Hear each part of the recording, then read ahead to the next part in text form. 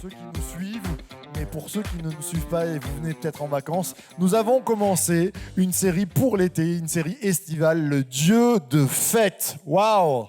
C'est bon ça, on n'en parle pas souvent. Souvent aussi, on peut se trouver dans des églises où le fond du message, les titres des messages sont bien sûr, et il en faut, la repentance, le Dieu qui combat, le Dieu Seigneur, le Dieu Sauveur, mais c'est aussi un Dieu de fête. Mon Dieu est un Dieu de fête. Il aime la vie. Tournez vos regards quand vous sortez, regardez les fleurs et vous allez voir que même la création est en fête. Il a fait une création colorée. Il a fait une création goûteuse. Quand vous prenez les fruits de saison, en ce moment, on est dans le sud, profitez-en. Mais c'est juste merveilleux. Rien qu'au travers de la création, tu peux voir que Dieu a mis la fête dans ton palais. Il t'a donné des pêches, il t'a donné des abricots, il t'a donné des fraises. Et Dieu est un Dieu de fête qui veut le meilleur pour toi. Il veut que dans ta... Qu'est-ce que c'est l'esprit de fête? C'est que c'est plus que être bien dans sa vie, c'est être joyeux. Alors vous allez me dire, Marc, ça tombe mal, parce que la France, elle n'est pas trop en fête en ce moment. Vous savez, ça fait des milliers d'années que la Terre n'est pas en fête.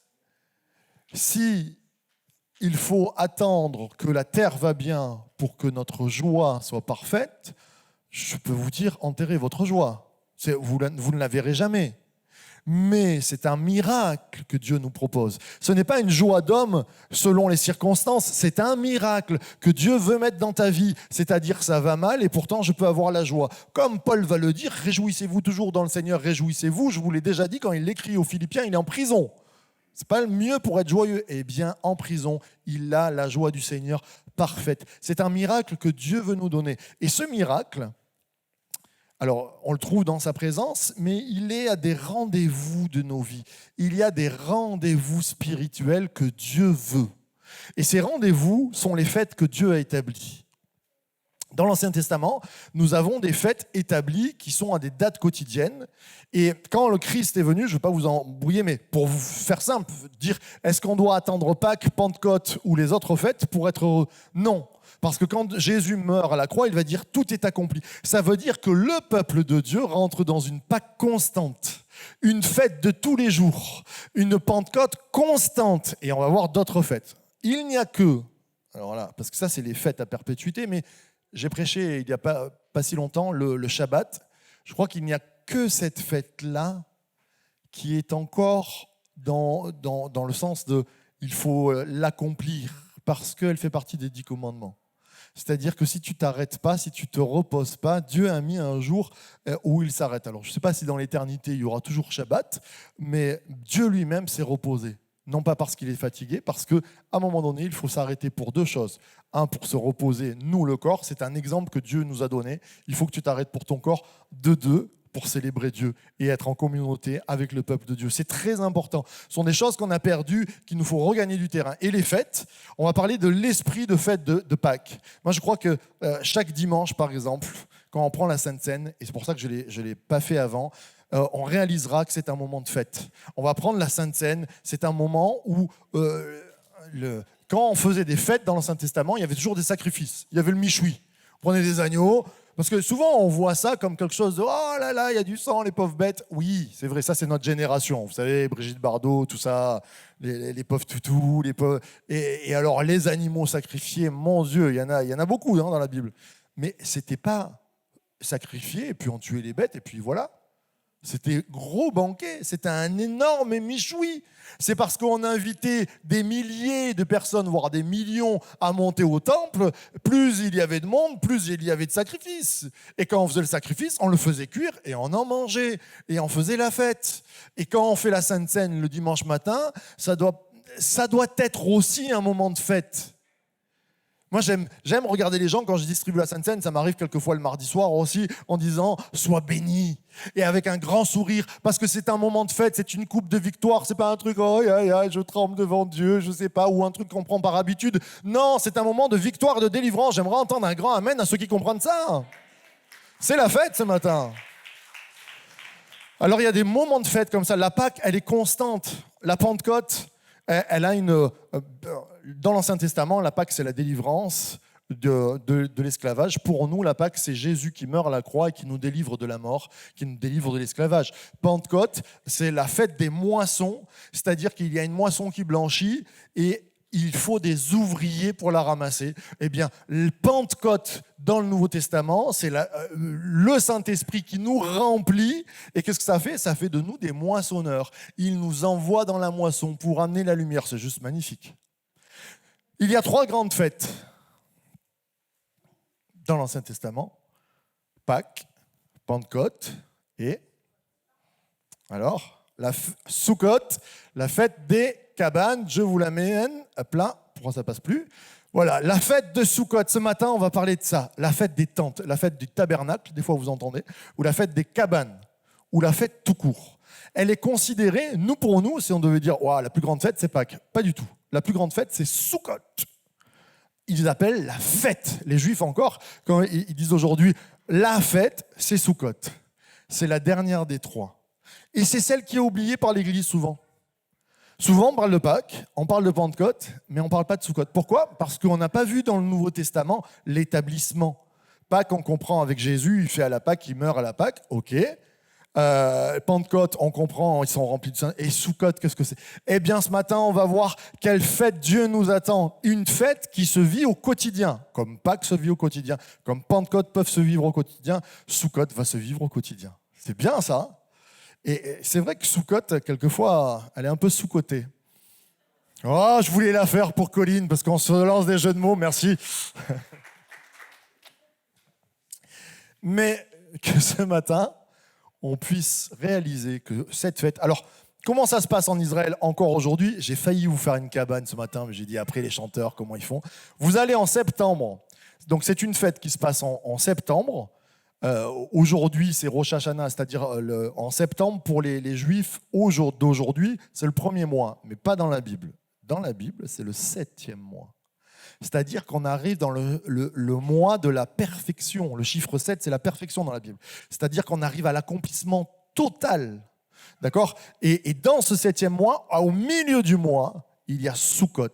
Et Dieu va dire, et encore aujourd'hui, si vous allez en septembre, ils font, et si vous avez des familles juives, normalement dans leur jardin ils le font, ils font des cabanes et ils mettent des branches de palmier. C'est dommage, nous on l'a coupé, il était malade, mais ils mettent des branches de palmier dessus et vous avez des cabanes dans les jardins.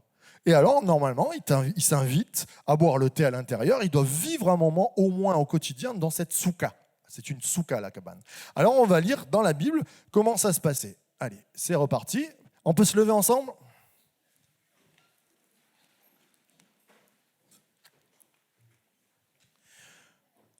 Alors ça se trouve dans les Lévitiques. Lévitique, c'est une partie de la Bible, du début de la Bible, le 3e livre, et ça parle de... Les Lévites, c'est ceux qui faisaient le culte à Dieu. C'était les prêtres. Et c'est le livre des prêtres, on va dire.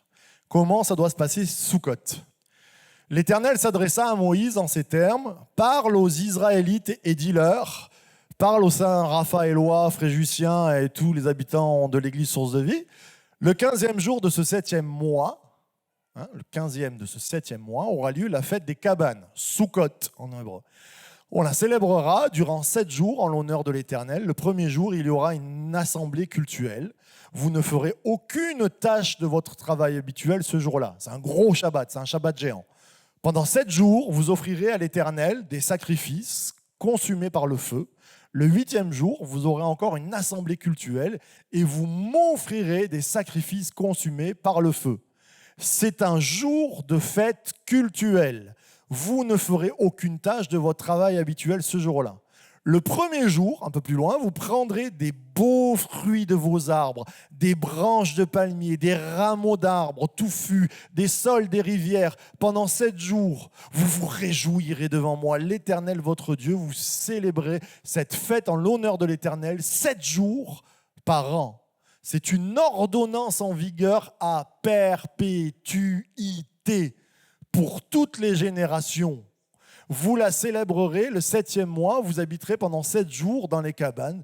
Tous ceux qui seront nés en Israël logeront dans des cabanes pour que vos descendants sachent que j'ai fait habiter les Israélites sous des tentes lorsque je les ai fait sortir d'Égypte. Je suis l'Éternel votre Dieu. C'est ainsi que Moïse transmit aux Israélites les instructions concernant les fêtes de l'Éternel. Amen, amen et amen. Vous pouvez prendre place.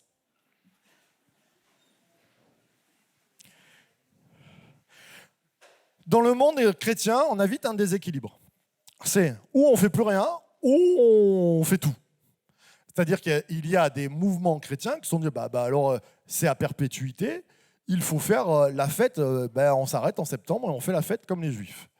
Ce n'est pas ce qui nous est dit dans le Nouveau Testament, mais malgré tout, c'est une fête à perpétuité.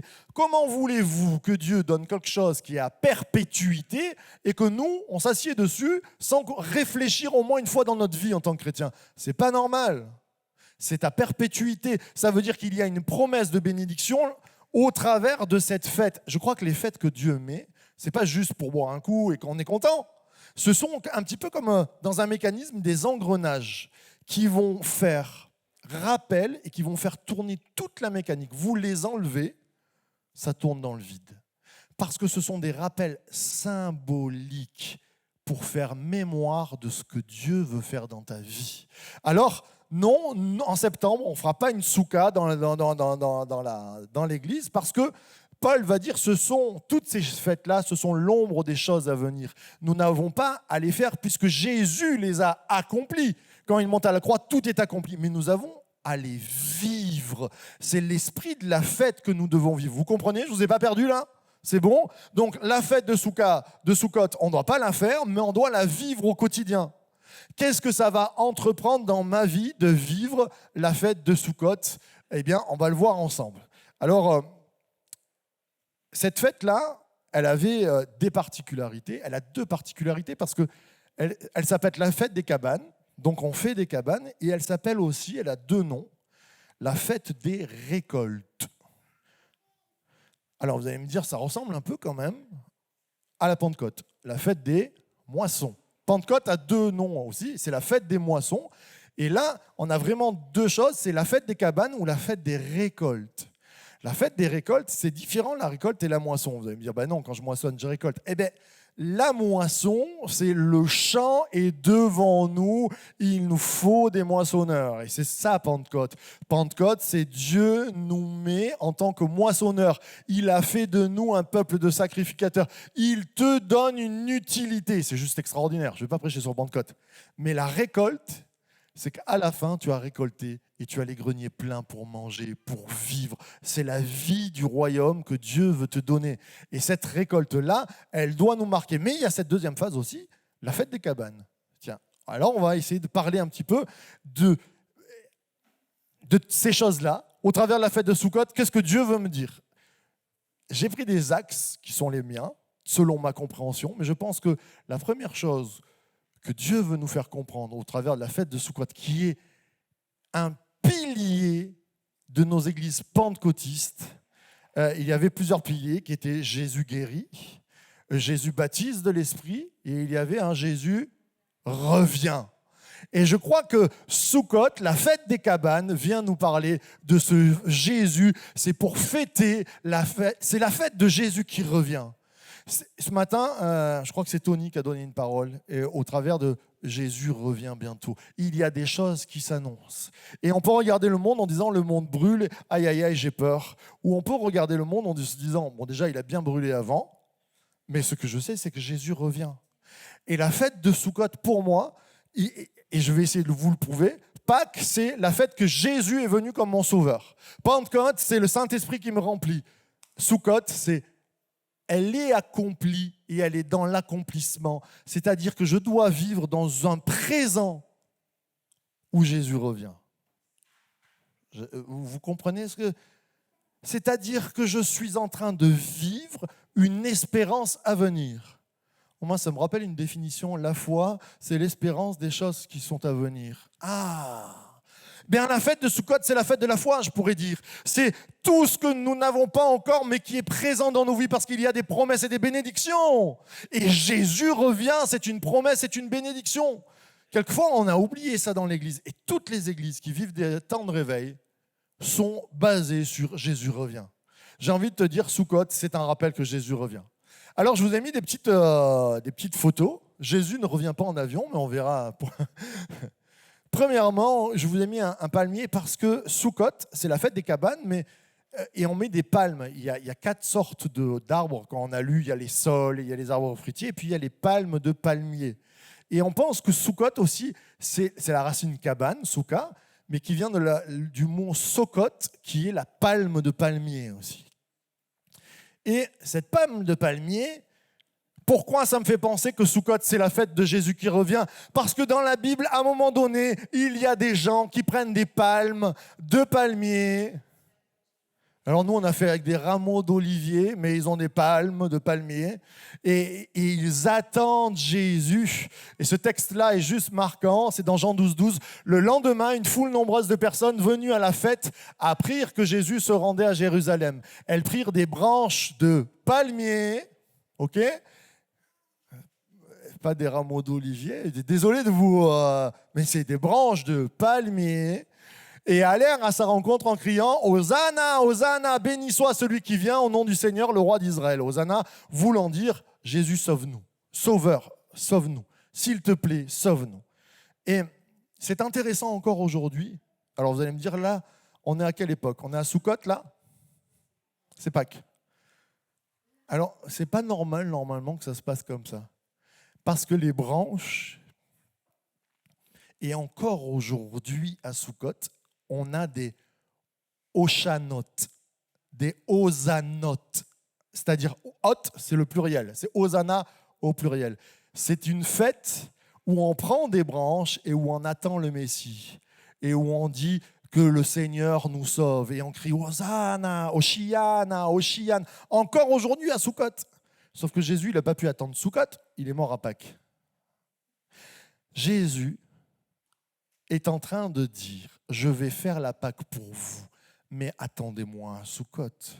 Attendez-moi comme le roi qui doit venir. Attendez-moi avec les palmes. Faites une Hoshanote, c'est-à-dire une fête où on prend des palmes et on dit le Messie doit venir, le roi doit venir. Et nous sommes là. Les palmes représentent bien sûr la verdure, mais représentent un peu le prolongement de la main qui dit nous t'attendons. Et je crois que l'Église doit vivre la fête de Sukkot. Et Pâques, c'est bien. Jésus nous sauve. Pentecôte, il nous a remplis de l'Esprit, mais nous vivons parce que Jésus revient. Et que nous sommes là et nous chantons Hosanna. Et que la Pâque, ce moment de Pâques, ne préfigure pas Pâques, préfigure Sukkot, préfigure que Jésus revient. Alors réveille ton voisin qui est un peu endormi ce matin et dis-lui, Jésus revient assurément.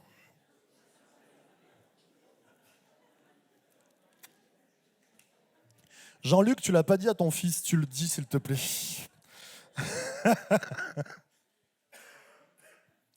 Sukkot, Jésus revient. Alors après, certains vont me dire, alors le millénium, pas le millénium. Bien malin, celui qui sait, puisque Jésus va dire, il n'y a que le Père qui sait l'heure. Alors certains vont me dire la semaine, ok. Mais il ne nous est pas demandé de décrypter au millimètre comment ça va se passer. Il nous est demandé d'attendre. Et que cette attente soit vivante. Ce n'est pas une attente dans... Je sais, il y a les adolescents, les adolescentes qui me disent que Jésus revienne après que je me sois marié. On est tous passés par là, les jeunes, on est d'accord. Mais notre attente première, Jésus revient, elle est importante. Je vous ai mis aussi... Pourquoi la fête des tentes vient nous parler de Jésus revient et vient nous parler à nous? Parce que les tentes... Donc, Dieu demande de faire Sukkot pour se rappeler que le peuple d'Israël a vécu dans des tentes et que Dieu a pourvu pendant qu'ils étaient dans le désert. Ils n'avaient pas Canaan encore. Entre la sortie de l'esclavage, entre Pâques et Sukkot, eh bien, il y a eu 40 ans où on est passé par le désert et où on a habité des tentes. C'est intéressant, comme la parole de Dieu dans le Nouveau Testament nous rappelle quelquefois des paroles, comme Paul va nous le dire aux Corinthiens. Aussi, nous gémissons dans cette tente, dans cette cabane, désirant revêtir notre domicile céleste. La fête de Sukkot nous rappelle que Jésus revient et qu'il nous a préparé une place. Et qu'il nous dit, là, ici-bas, c'est une tente, c'est pas ta maison. Jésus va dire, mon royaume n'est pas dit ici-bas. Je sais que la France est déchirée en ce moment et que quelquefois des chrétiens se déchirent à prendre le côté des policiers, à prendre le côté des... Quoi qu'il arrive, les frères et sœurs, il y a eu un mort et c'est jamais gai d'avoir un mort. Quoi qu'il arrive, il y a des injustices et des injustices qui se passeront. Le peuple de Dieu n'est pas là pour bâtir sa maison ici. Ça ne veut pas dire qu'on n'est pas dans l'action. Nous sommes là, je vous le rappelle. Notre but est d'amener la lumière, d'amener la joie, d'amener la paix. Je ne sais pas si dans nos discours, et quelquefois, même moi, la semaine dernière, je me suis surpris à parler. Je dis, imaginons qu'il y a des gens qui viennent casser ma maison. Puis je me suis dit, j'appelle les copains, on les attend depuis. Et mon père qui me regarde et qui me dit, ce serait bien de prier et d'amener l'amour un petit peu.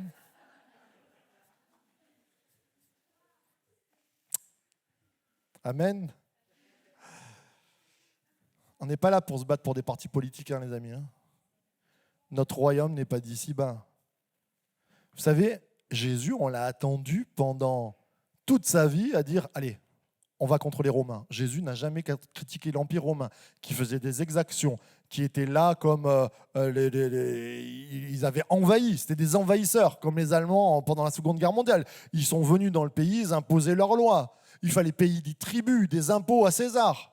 Jésus, à un moment donné, on va lui dire qu'est-ce qu'on fait avec les impôts ? On va payer. Regarde, l'argent est frappé au nom de César. Rendez à César ce qu'il y a à César. Waouh !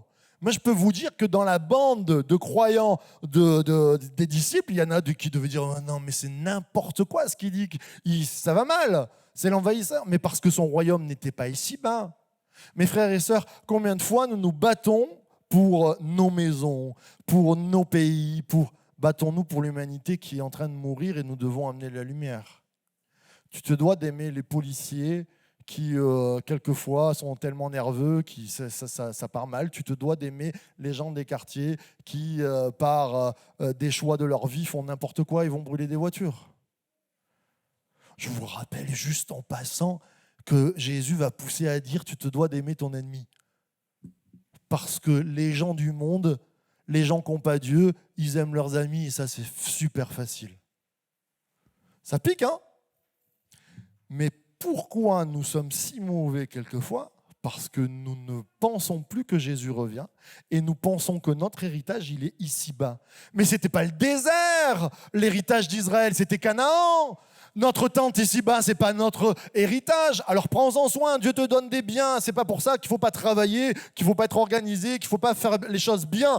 Mais notre héritage n'est pas ici-bas. Nous sommes dans des tentes, nous aspirons à ce que Jésus revienne. Et Jésus même a dit, il ne va revenir pas en avion, mais il nous a promis, il y a beaucoup de demeures dans la maison de mon Père. Si ce n'était pas le cas, je vous l'aurais dit, je vous ai préparé une place. Avec, je ne sais pas comment elle va être cette place, mais elle va être magnifique. Amen. Et puisque je vais vous préparer une place, je reviendrai.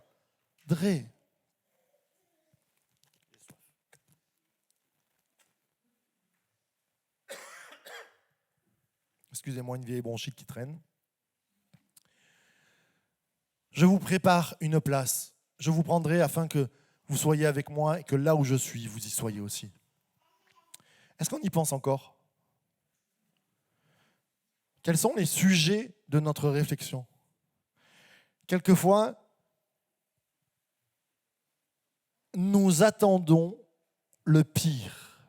Et je trouve que les croyants sont de plus en plus des croyants BFM. Tu regardes BFM, en un quart d'heure, tu peux te mettre en dépression. Non, mais c'est vrai. 15 minutes, tu peux te mettre en dépression avec BFM. Il n'y a jamais... c'est plus l'époque de Pernod. Hein. Tu ne vois pas une fleur, un marché, une rivière, Franck-en-Corse. Non, ça, c'est Pernod. Il est mort, Pernod. BFM, tu regardes, c'est des bombes, des morts, des exactions, des tromperies. Tout va mal. Et quelquefois, on s'attend au pire et on s'attend à Terminator. Tous les gens de mon époque connaissent, pour les autres, je vous explique. Pour les générations qui n'ont pas vu, Arnold Schwarzenegger, dans les années 80, a fait un film qui s'appelle Terminator. Et à un moment donné, on lui dit non, tu rentres pas, tu passes pas là. Et là, il arrive, il dit I'll be back, je reviendrai. Quelquefois, nos vies de chrétiens, oui, il tourne en boucle, je ne peux pas l'arrêter, mais il est magnifique, Chorzy. Quelquefois, les croyants, on a tellement oublié que Jésus revenait qu'on est submergé par des terminators qui arrivent dans nos vies. Qu'est-ce qui va se passer? C'est la crise économique. C'est comme si c'était la première fois qu'il y allait avoir une crise économique. Qu'est-ce qui va se passer? Il y a la guerre à nos portes. Merci Seigneur, ça fait 80 ans qu'on n'a pas de guerre. Première fois dans l'histoire bientôt, chez nous. Qu'est-ce qui va se passer? Je vais perdre mon emploi. Qu'est-ce qui va se passer? Mais Soukhot, c'est le rappel que Jésus revient. Et que si Terminator est là à ma porte et qu'il nous dit Sarah Connor, eh bien, notre espoir est défini par notre attente. Et mon attente, elle veut être placée, mon espérance, elle est placée sur Jésus. Mon espoir définit mon attente. Qu'est-ce que tu attends dans ta vie? Quand tu te lèves le matin, excusez-moi, mais quand vous vous levez le matin, est-ce que vous vous dites Jésus revient? Moi, ça m'est arrivé plein de fois. Non, depuis que j'ai préparé la prédication, tous les matins, je me dis Jésus, tu reviens. Je veux me motiver. Je veux me lever le matin en disant Jésus, tu reviens. Peut-être aujourd'hui. C'est comme dans l'Ancien Testament, l'attente du Messie. Les Juifs attendent encore le Messie. Quand il y a un garçon qui arrive au monde, ils se disaient peut-être le Messie. Bon, ça fait 2000 ans qu'il est arrivé, mais... Eh bien, notre attente du Messie, elle doit être comme ça. Quand tu te lèves le matin, tu as des chantiers à faire, tu as des organisations à faire, tu as ta famille, tu dois affronter la coiffure de ton épouse qui n'est pas encore coiffée. N'importe quoi. Ça fait peur des fois. Moi, je ne fais jamais peur, je suis toujours pareil. Non, je ne parlerai pas de Jean-Marc, c'est promis. Notre espoir définit notre attente. Oh Seigneur, encore une journée de plus. Non, Seigneur Jésus, tu reviens. Et ça change tout, ça. C'est l'esprit de fête qui doit nous animer. Quelquefois, il y a des mariages, il y a des mariages en préparation. Moi, j'aime bien les filles qui se préparent à des mariages qui sont 6 mois à l'avance. Et elles te disent, aujourd'hui, je suis allé acheter ma robe. Et ta robe de quoi? Du mariage. Il y a un mariage? Oui, dans 6 mois. Ah! Elles se préparent. Ne dites pas ça. Il y a beaucoup de dames qui, quand il y a des mariages, elles se préparent. Hein? On est d'accord. Et quand on va faire la fête, quand on prépare la fête, quand on est heureux de faire la fête, quand on accueille la famille, qu'est-ce qu'on fait? On se lève le matin, on dit qu'est-ce que je vais préparer au repas, c'est super, il va y avoir l'anniversaire, on prépare toutes ces choses-là. Eh bien, notre cœur, il devrait être en fête tous les matins, on devrait dire Jésus revient, il y a Terminator devant la porte, c'est pas grave, Jésus revient. Ça change la donne. Il nous faut changer de vision. J'aimerais entendre un grand amen à ceux qui le croient. Notre espoir va définir notre attente. Qu'est-ce que tu attends de la vie? Quelles sont tes craintes? Quelles sont tes peurs? J'ai envie de dire, balaie tes peurs. Jésus revient. Amen. Je passe à la deuxième partie. La fête de Soukhot, c'est le retour de Jésus. Et il faut qu'on soit axé. Jésus revient bientôt. Ça fait 2000 ans, vous allez me dire qu'on dit ça. Ben, c'est pas grave, Jésus revient bientôt. Et peut-être qu'il revient aujourd'hui. Est-ce que tu as fait la paix avec Jésus? Est-ce que tu as donné ton cœur avec Jésus? Est-ce que tu as la foi que Jésus peut te sauver? Ce matin, c'est ta décision. On va prier tout à l'heure. On va faire un appel. Et c'est ton moment. Peut-être que tu t'es fâché avec Dieu. Mais c'est le moment où il y a une parole du Saint-Esprit qui t'a dit il faut que tu te réconcilies. Dieu est vivant. Amen. Alors... Soukhot, ah oui, j'ai mis, et ça c'est notre cri. Si on est animé depuis la Pentecôte du Saint-Esprit, il nous est dit dans l'Apocalypse, et l'Esprit et l'épouse disent, viens. On va le refaire, vous n'étiez pas prêts. Et l'Esprit et l'épouse disent, viens. Et que celui qui entende dise, viens. Et que celui qui a soif vienne, que celui qui veut prenne de l'eau de la vie gratuitement. Le Saint-Esprit depuis la Pentecôte. Et l'Église, nous disons, viens Seigneur Jésus. Amen. On pourrait acclamer Jésus.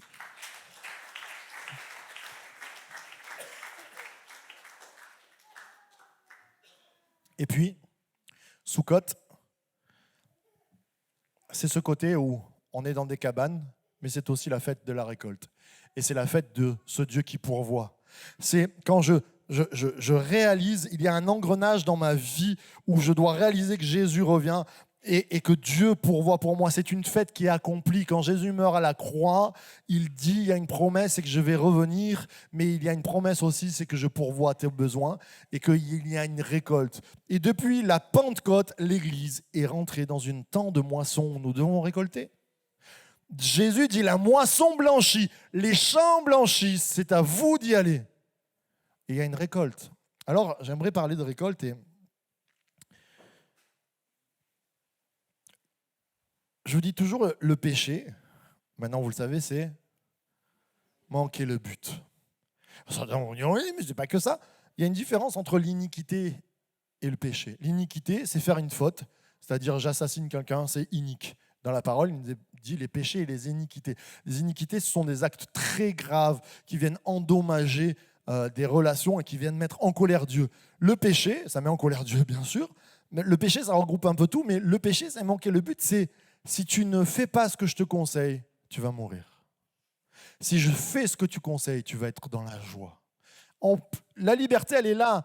Mon ami, tu peux te réveiller sans penser à Jésus. Tu peux te dire, je vais essayer de pourvoir à mes besoins. Oui, alléluia, fais-le. Mais n'oublie pas que Dieu a mis une fête pour te dire, rappelle-toi que je vais pourvoir à tes besoins. La récolte, c'est ce qui arrive à la fin. Ça arrive en septembre. Si tu n'as pas une bonne récolte, tu ne peux pas passer l'année. Et Dieu veut te dire, prends des rendez-vous divins avec moi, viens me donner, viens mettre cet engrenage, viens mettre ce temps mis à part de Soukhot pour que tu puisses récolter. Paul va parler aux Galates et ça picote un peu. Hein. Attention. Ne vous y trompez pas, on ne se moque pas de Dieu. Ce qu'un homme aura semé, il le récoltera aussi. Il parle à des croyants, hein. Il ne parle pas à des gens qui ne connaissent pas Dieu. Il parle à Marc Ambrogio. Ce qu'un homme aura semé, il le récoltera aussi. Celui qui sème pour satisfaire sa nature propre récoltera d'elle la ruine. Mais celui qui sème pour l'esprit récoltera de l'esprit la vie éternelle. Ne négligeons pas de faire le bien, car nous moissonnerons au moment convenable. Si nous ne nous relâchons pas, ainsi donc, pendant que nous en avons l'occasion, pratiquons le bien envers tous et en particulier envers nos proches dans la foi. Amen. C'est très intéressant, ce texte qui vient se placer. Vous allez me dire, ouais, mais ce n'est pas la liberté, ça. Dieu met des bénédictions devant nous. Mais il dit, si Jésus les a accomplies, toi, il faut que tu les vives. Toi, il faut que tu sèmes. Toi, il faut que tu moissonnes pour récolter. Combien de fois dans nos églises et dans nos vies, nous avons semé et nous avons récolté des choses qui étaient acides et amères parce que ce que nous avons semé était là pour satisfaire notre chair, notre ego. Et Jésus dit, tu veux être en fête, il va y avoir une bénédiction, bien sûr, particulière, mais cette fête, elle est... Et je sais que vous en avez parlé la semaine dernière, c'est très intéressant, le fils prodigue, au travers de la prédication de Carole. Mais quelquefois, il est plus facile de bénir les étrangers, et c'est ce que Paul va dire. Hein. Ainsi donc, pendant que nous en avons l'occasion, pratiquons le bien envers tous, et en particulier envers nos proches dans la foi. Je relisais encore cette parabole du fils prodigue, où il y a le fils qui a fait n'importe quoi de sa vie. Il est allé face au père, il lui a dit « Donne-moi l'héritage ». Moi, je vois bien le grand frère dire « Mais il n'est pas mort, papa, qu'est-ce qu'il demande l'héritage ?» C'est comme s'il disait, je préférerais que tu sois mort, mais donne-moi l'argent, s'il te plaît, parce que je veux aller faire la vie. Wow, c'est quoi l'histoire? Alors peut-être que le fils aîné, il y a deux frères, le fils aîné, il s'est dit, peut-être qu'il demande l'argent, il veut faire une surprise à papa, il va développer un business et on va être encore plus riche. Que nenni! Le gars, le petit frère, il prend l'argent de l'héritage, il fait la fête, mais pas la bonne fête, avec des prostituées, il dilapide tout l'argent, il n'a plus rien. Il n'a même plus à manger, il mange avec les cochons, enfin, c'est horrible, c'est pour un juif. Et il rentre à la maison. Mais on est toujours là à dire oui, le fils aîné, c'est un vilain, il n'a pas compris qu'il faut être grâce. Mais moi, le premier, le petit frère, il rentre à la maison, mais je le rouste. Je lui dis, mais tu as perdu ton nom. Je veux même pas... Oui, j'ai Carole qui me fait... Mais notre nature, elle serait à dire, mais on le lapide, il a fait du mal à nos parents, et il a fait n'importe quoi de sa vie, et encore il vient, mais même pas t'as à manger, je vais te donner des cailloux pour manger. Et c'est fou comme, je suis sûr, si cet homme, on lui avait dit, il y a un pauvre malheureux, tu connais pas sa vie, mais il faut lui donner à manger, il aurait dit, oh bah bien sûr. Mais comme il connaît la vie de l'autre, ça vient piquer. Mais ça vient piquer dans nos vies à chaque fois. Vous savez, dans les églises, on est beaucoup plus dur avec les gens de l'église qu'avec les gens de l'extérieur. Alléluia pour Zoé, nous bénissons et les gens de l'église et les gens de l'extérieur.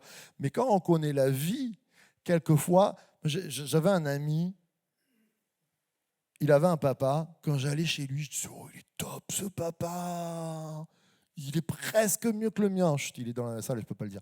Mais il m'accueillait toujours, il me montrait les trucs, tout ça. Waouh. Et puis, quand mon pote arrivait, il lui parlait comme un chien. C'était son fils, hein. Il lui parlait mal. Alors que le gars était vraiment, mon ami était vraiment top.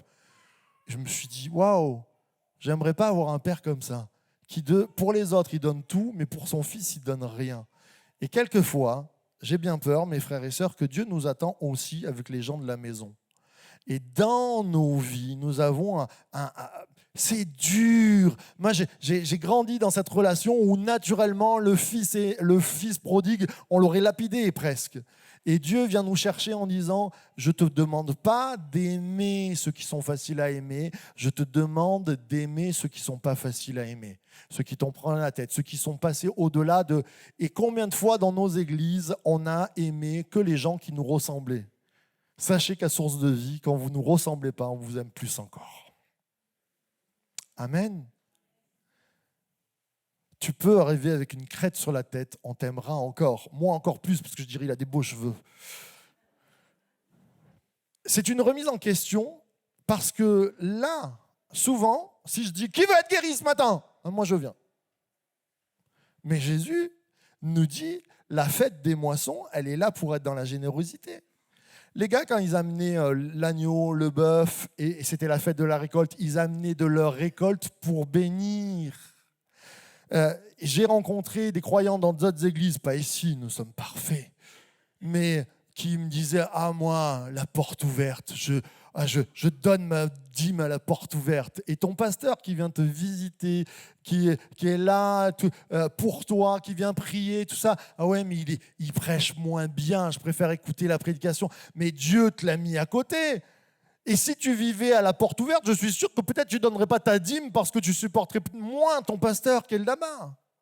Et combien de fois, les gens de la maison, on les bénit beaucoup moins que les gens de l'extérieur. Il nous faut changer de situation.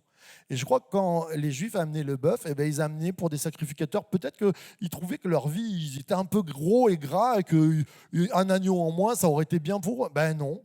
Ils ne se posaient pas la question. Et Dieu leur dit, ne vous posez pas la question, vous donnez à Dieu, mais vous allez donner au peuple. Soyons généreux, mes frères et sœurs. Tout à l'heure, on va faire passer le panier. On a des travaux à faire parce que l'église grandit. On a des chaises à acheter parce que l'église grandit. Et il y a des super trucs qui se passent à la porte ouverte. Il y a des super émissions avec MCI TV et tout ce que vous voulez, mais on a des méga besoins ici pour qu'on puisse manger. En septembre, on prend le truc de se dire, on a un stagiaire qui rentre en stage, il va être nouveau, c'est Timothée Millet. Il a donné 1 an de sa vie à vivre ici, à donner sans rien attendre, avec son chômage. Il a dit, moi je veux juste servir le Seigneur, on le fait rentrer en stage. Est-ce qu'on aura les moyens de les donner parce qu'on donne tous notre dîme? Ou est-ce qu'on n'aura pas les moyens parce que notre dîme, elle part pour les cousins évangéliques, pour les grands frères de ci, mais qu'ici, on ne voit pas tout ce qui est en train de se développer? Je ne suis pas en train de vous culpabiliser. Je suis en train de dire que cette phrase que je vous ai écrit, la récolte sera à la hauteur de ta moisson et de tes semailles. Tu veux récolter ici-bas, tu veux être béni, bénis les gens qui sont aussi autour de toi. Pardonne les gens qui sont autour de toi. Donne la main à celui qui te fatigue encore plus. Aussi à celui que tu ne connais pas. Bénis le fils prodigue qui revient. Le fils prodigue bénit le fils aîné qui est là, qui a fait tourner la maison pendant que tu n'étais pas là. Et il y a des moments où on veut la guérison, on veut la bénédiction, mais on ne paye pas le prix. Le Seigneur nous dit, il y a un prix à payer, c'est venir à la fête et faire la fête avec tous. Il y a des injustices dans la Bible. Il nous est dit que le salaire, un jour il y a une parabole, Jésus dit, il y a des gars qui commencent à travailler, le patron il dit, allez venez travailler avec moi. Le gars il travaille à 8h du matin, allez tu seras payé. Il y a un gars qui arrive à midi, toi aussi tu seras payé. Il y a un gars qui arrive à 4h et ça finit à 4h30. Il dit, c'est pas grave, tu auras la même paye que les autres. Oh, c'est pas juste, c'est pas normal, nanani, nanana. Mais ça te regarde pas, c'est qui le patron? C'est Dieu. À force de regarder les autres, et leur bénédiction est limite d'en être jaloux, l'Église s'est effondrée dans une peine éternelle. Moi, je trouve que les églises sont souvent tristes. Vous savez pourquoi on est triste? Parce qu'on est des égoïstes et des nombrilistes et qu'on regarde à nos problèmes. Tu veux être heureux, commence à bénir ton voisin. Commence à penser à l'autre. Avant de parler de tes problèmes, commence à bénir les autres. Commence à bénir ton église locale. Alléluia. Amen.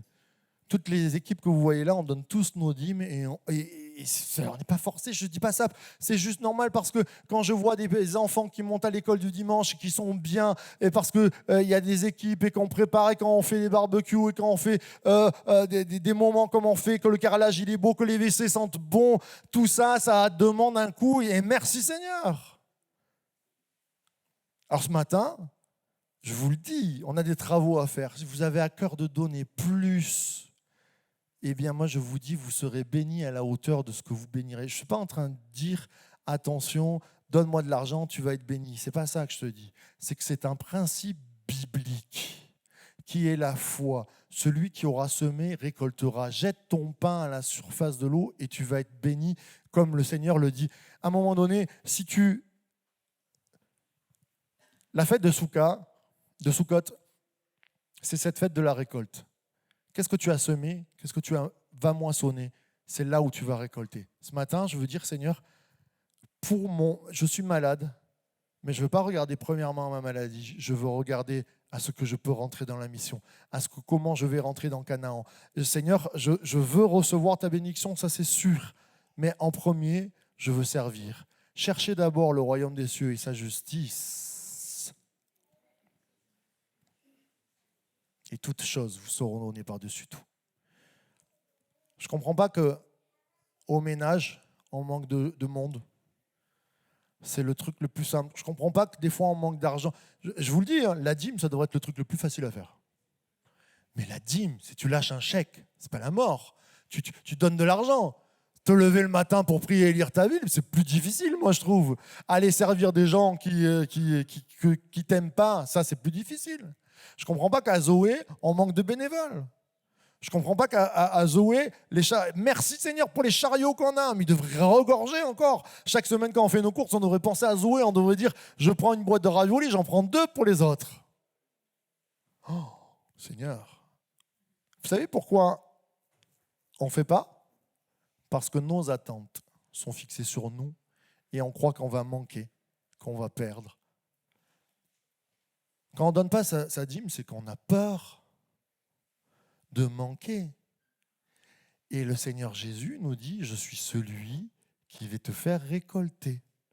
Et on va faire la fête ensemble. N'aie pas peur d'amener ton bœuf, ton agneau, parce que je t'en donnerai 10 si tu me suis. N'aie pas peur de me donner du temps le dimanche, de me donner du temps dans la semaine, de prendre du temps, parce que moi, le temps, je vais te le faire retrouver.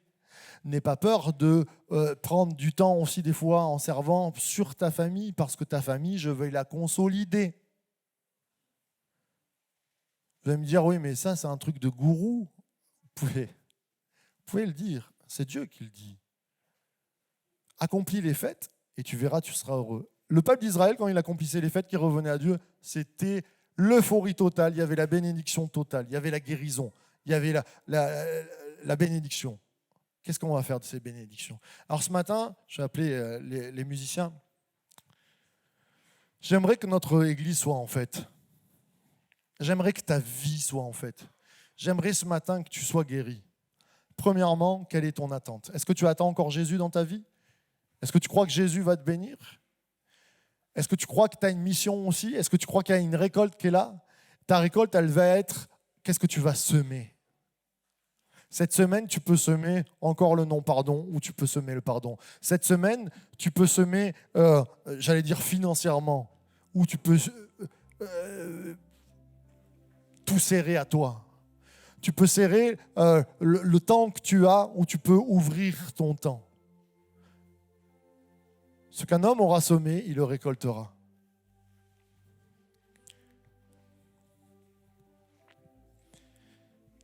J'aime cette idée de la semence. Quand vous prenez beaucoup de graines et que vous les jetez dans la terre,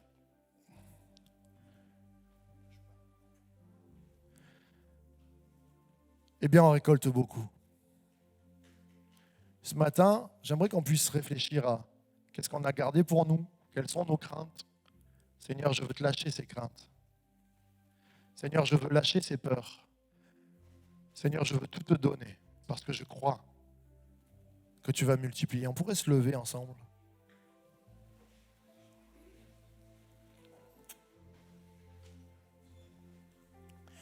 Ce matin, il y a un appel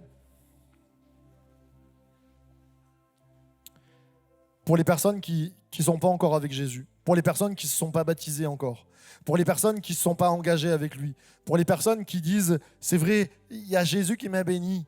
Cette fête de Soukhot, elle est là pour te rappeler que Jésus revient et qu'il t'attend. Alors simplement, ce matin, on a les yeux fermés et c'est entre toi et Dieu.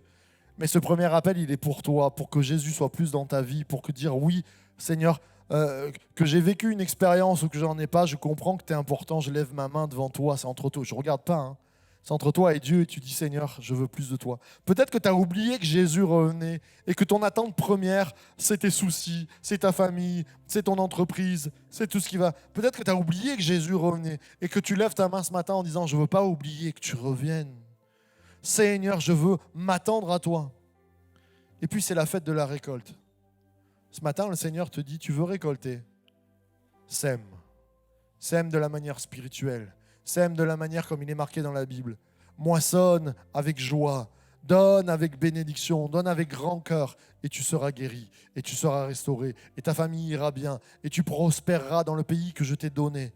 Même si tu es sous la tente, le Seigneur te donnera la manne. Il te donnera l'écaille. Il te donnera l'eau du rocher. Et si ce matin, tu as besoin du Seigneur, eh bien lève ta main en disant, Seigneur, je te donne tout.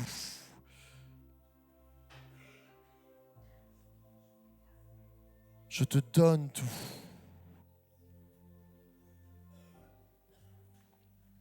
Je te donne tout. Est-ce qu'on peut commencer à dire, Seigneur, je te donne tout? Seigneur, je ne veux pas regarder à qui, quoi, comment. Je veux tout te donner ce matin. Moi, le premier, je veux lever ma main en disant, Seigneur, il y a des choses que je fais par habitude et non plus par sens. Je veux fêter Soukhot. Je veux aller de l'avant avec toi. Je veux grandir. Je veux que mon cœur soit en fête, mais parce que c'est beau, Seigneur, la fête avec toi.